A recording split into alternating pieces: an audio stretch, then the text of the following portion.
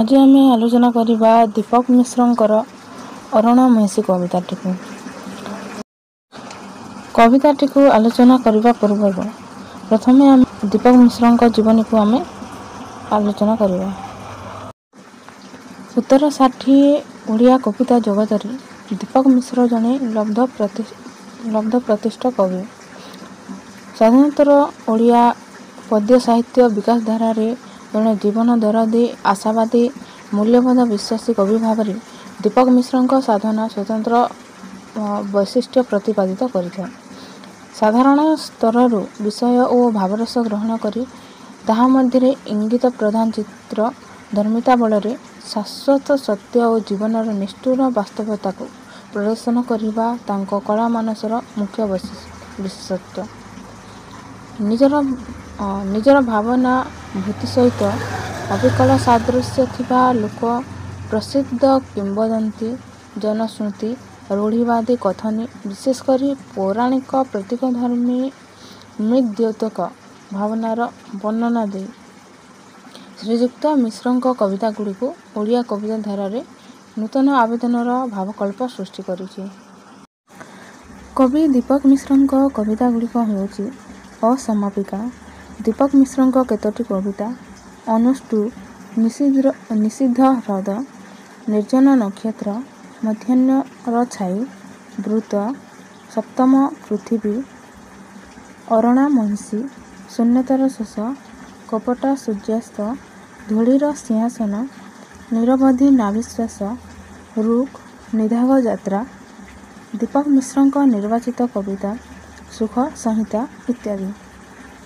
ସେ ସୁଖ ସଂହିତା ପାଇଁ 2007 ମସିହାରେ କେନ୍ଦ୍ର ସାହିତ୍ୟ ଏକାଡେମୀ ପୁରସ୍କାର ପାଇଥିଲେ। ଏହି ପରିପ୍ରେକ୍ଷୀରେ ଅରଣା ମହିଷୀ ତାଙ୍କର ଏକ ସଫଳ ପ୍ରତୀକଧର୍ମୀ କବିତା। ଏଥିରେ କବି ଶାଶ୍ୱତ ସତ୍ୟ ଓ ଜୀବନର ନିଷ୍ଠୁର ବାସ୍ତବତାକୁ ରୂପ ଦେଇଛନ୍ତି। ଭକ୍ତ କବିଙ୍କର ଗୋଟିଏ ଜନପ୍ରିୟ ପଦ ଯାହାକୁ ବର୍ଣ୍ଣବୋଧ ପୁସ୍ତକରେ ଉଲ୍ଲେଖ କରିଛନ୍ତି। ଅରଣା ମହିଷୀ ରହିଛି ଅନାଇ, ମହିଷୀର ପାଖ ନ ଯାଅ ତୁମେ।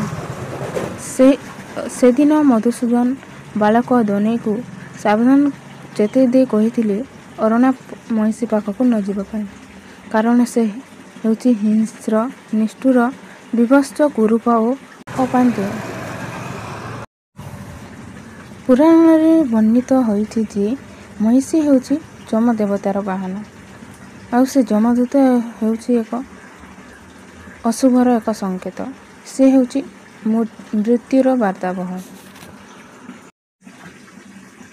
କଳା କିଟିମିଟି କଳେବର ଧରି ମହିଷୀଟି ନିଃଶବ୍ଦ ଓ ନିଶ୍ଚଳ, ଭୟ ସଂଜାତକାରୀ, ଭୀତି ପ୍ରଦାନକାରୀ ତାର ବିଭତ୍ସ ରୂପ ଯାହାକି ମଣିଷ ମନରେ ଜୀବନ ବ୍ୟର୍ଥତାର କରୁଣ ସ୍ୱର ସୃଷ୍ଟି କରେ। ମନ୍ଦାର ମାଳ ପିନ୍ଧାଇ ଯଦି ସୌନ୍ଦର୍ଯ୍ୟର ଦେବତା କନ୍ଦର୍ପକୁ ବସାଇ ଦିଆଯାଏ ତା ପିଠିରେ, ତେବେ ସେ ଯମ ଭଳି ଭୟଙ୍କର ଦିଶିବ, ଯାହା ମହିଷୀର ପ୍ରାକୃତିକ ରୂପର ବିଭତ୍ସତାର ପ୍ରମାଣ ଦିଏ। କବିଙ୍କ ଭାଷାରେ ଅତି ସାଧାରଣ କଥା ଆଉ ନିହାତି ମାନିଲେ ଦୃଶ୍ୟ ଯେ ମହିଷୀଟି ପଡ଼ିଆର କୌଣସି ସ୍ଥାନରେ ଠିଆ ହୋଇଥିବ ସାକ୍ଷାତ ଯମଦୂତ ପରି କିମ୍ବା ଯମ ଭଳି ଓ ମାଟିକୁ ହିଁ ଚାହିଁଥିବ ନିଜସ୍ୱ ରୀତିରେ, ନଚେତ୍ କିଛି ଖୋଜୁଥିବ ଏବଂ ମଝିରେ ମଝିରେ ତାର ଲାଞ୍ଜ ପିଟୁଥିବ ଖୁସିରେ ବା ବିରକ୍ତି ବୋଧରେ। ପଡ଼ିଆରେ ନିଶ୍ଚଳ ହୋଇ ଠିଆ ହୋଇ ମହିଷୀ ଢେମା ଢେମା ଆଖିରେ ସଂସାରର ଜନ୍ମ ମୃତ୍ୟୁର ରହସ୍ୟକୁ ଦେଖି ଚାଲିଥାଏ। ମହିଷୀକୁ ଆମ ପୁରାଣ ଶାସ୍ତ୍ରରେ ଯମଦୂତ ରୂପେ ଚିତ୍ରଣ କରିଛନ୍ତି। ତେଣୁ କବି ମହିଷୀର ଏହି ଭାବଭଙ୍ଗୀକୁ ନିରୀକ୍ଷଣ କରି କହିଛନ୍ତି ଯେ ସେ ପଡ଼ିଆର କୌଣସି ସ୍ଥାନରେ ସାକ୍ଷାତ ଯମଦୂତ ରୂପେ ସେ ଠିଆ ହୋଇଛି। ସେ କିଛି ଘାସର ସନ୍ଧାନରେ ଲାଞ୍ଜ ପିଟି ସେ ତଳକୁ ଢିମା ଢିମା ଆଖି କରି ଚାହୁଁଛି। ସେ ବିରକ୍ତିରେ ହେଉ ବା ଖୁସିରେ ହେଉ ଏହିପରି ଠିଆ ହୋଇ ସେ ଖୋଲା ଆକାଶ ତଳେ ସେ ଏହି ସଂସାରରେ ଯାତାୟାତ କରୁଥିବା ମଣିଷର ନୀତିଦିନିଆ କର୍ମଧାରା ଉପରେ ସେ ଚାହିଁଛି। ସେହି ପଡ଼ିଆ ଭୂଇଁରେ ଦନାଇ ହାଫ୍ ପ୍ୟାଣ୍ଟ ପିନ୍ଧି ଅଣ୍ଟାରେ ନାଲି ଗାମୁଛା ଭିଡ଼ି ସେ ମହିଷୀର କାଳିଆ ରୂପଟିକୁ ଚାହିଁଛି। ଦିନ ଗଡ଼ିଯିବା ସଙ୍ଗେ ସଙ୍ଗେ ସେ ପଡ଼ିଆର ଛାଇ ଦୂରକୁ ଉଠିଯାଏ। କିନ୍ତୁ ଯେଉଁ ପିଲାଟି ସେଠାରେ ଖେଳୁଥାଏ ସେ ଛୋଟରୁ ବଡ଼ ହୁଏ। ବୟସ ବଢ଼ିବା ସଙ୍ଗେ ସଙ୍ଗେ ସେ ମୃତ୍ୟୁର ସନ୍ନିକଟ ହୋଇଯାଇଥାଏ।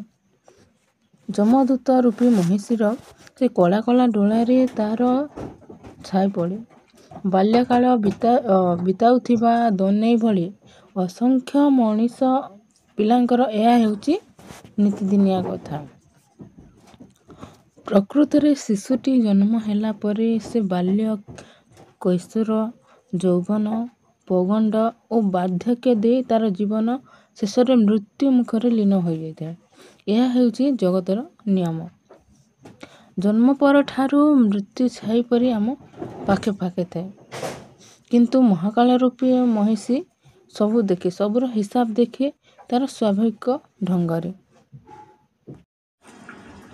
କବିଙ୍କ ଭାଷାରେ ଯେଉଁ ପିଲା ସେଠି ଅଭିନବ ବୀରତ୍ୱର କୌତୁକ ନେଇ ହେଲା ଦୃଶ୍ୟମାନ, ସେ କ'ଣ ଆମ କାହାର ପିଲାବେଳ ନାମ ଯାର ହୁଏତ ଦନାଇ ଓ ତାର ଅଝଟ ମନର ଛାଇ ଓଲଟି ପଡ଼ୋଇ ମହିଷୀର ମୃତ୍ୟୁ କଲା ଡୋଳାର କାଚରେ ଏବଂ ପାଦେ ପାଦେ ସେ ଯାଏ ଆଗେଇ ଛୁଇଁବାକୁ ଅନ୍ଧାର ପରି କଳା ଲାଞ୍ଜର ଚଅଁର। ମହିଷୀ ହେଉଛି ହିଂସ୍ର, ତା ରୂପ ହେଉଛି ଭୟଙ୍କର, ତାର ନିକଟରେ ଦୟା ମାୟା କିଛି ମଧ୍ୟ ନାହିଁ। ତେଣୁ ଦନାଇକୁ ତା ନିକଟକୁ ଯିବା ପାଇଁ ମଧୁସୂଦନ ମନା କରିଛନ୍ତି। ଏ ସତର୍କ ସ୍ୱର ଓ ଉପଦେଶ ସତେ ଅବା ତୃଷାର ବୃତ ଶିଖରରେ ବାସ କରୁଥିବା କୌଣସି ଋଷିର ଆହ୍ୱାନ।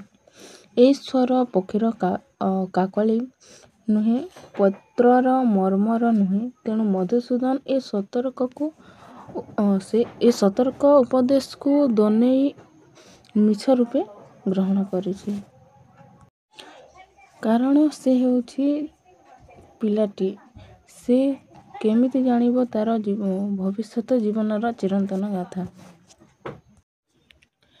କବିଙ୍କ ଭାଷାରେ ଏତେବେଳେ ମଧୁରାଓ ହାଁ ହାଁ କରି ତାଙ୍କ ସ୍ୱଭାବ ସୁଲଭ ଠାଣିରେ ମନା କଲେ, ହଉ ଦନାଇ, ଅରଣା ମହିଷୀ ପାଶେ କେବେ ଯାଅ ନାହିଁ।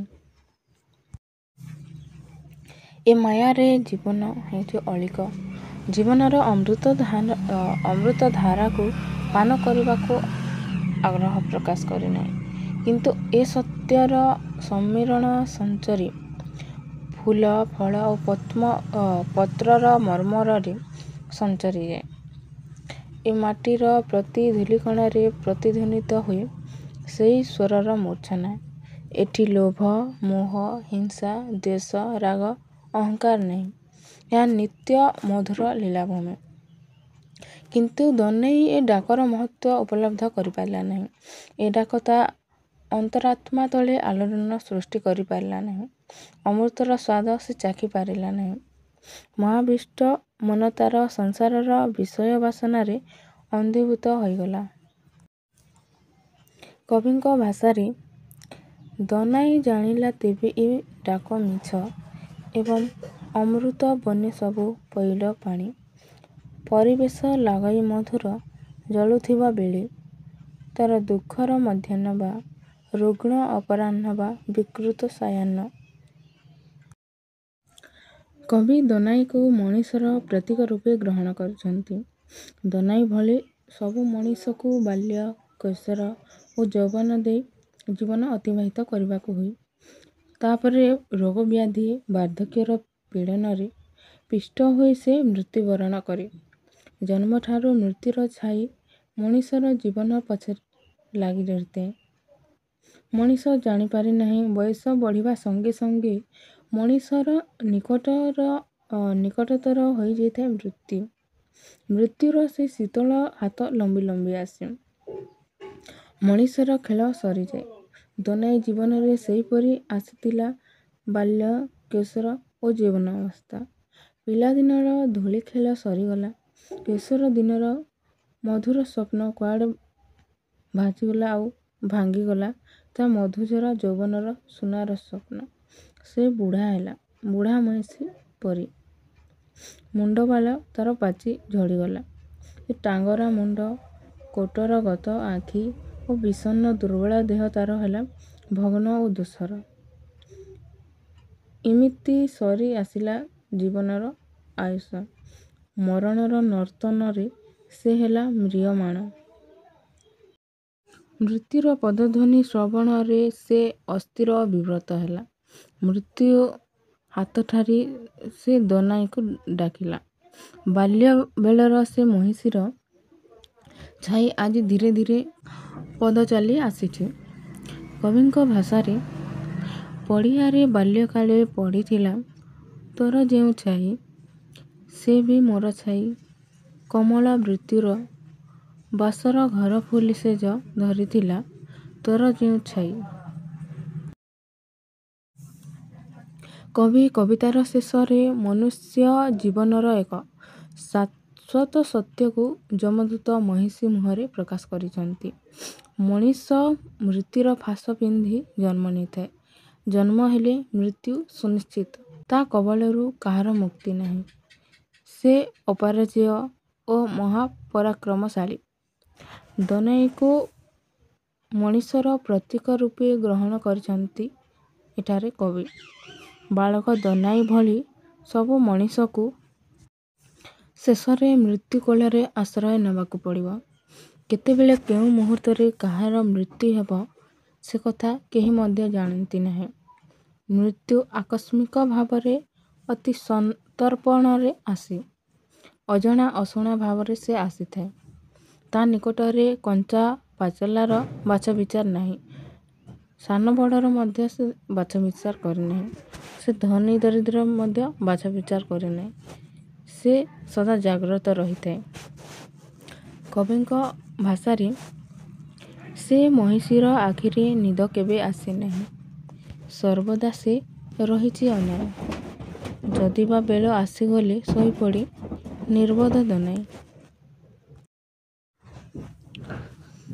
କବି ଏଠାରେ ଦନେଇ ଜୀବନ ଭିତରେ ଏକ ମହାସତ୍ୟ କଥା କହିବା ସଙ୍ଗେ ସଙ୍ଗେ ମହିଷୀକୁ ମୃତ୍ୟୁର ଦୂତ ରୂପେ ସେ ଚିତ୍ରଣ କରିଛନ୍ତି।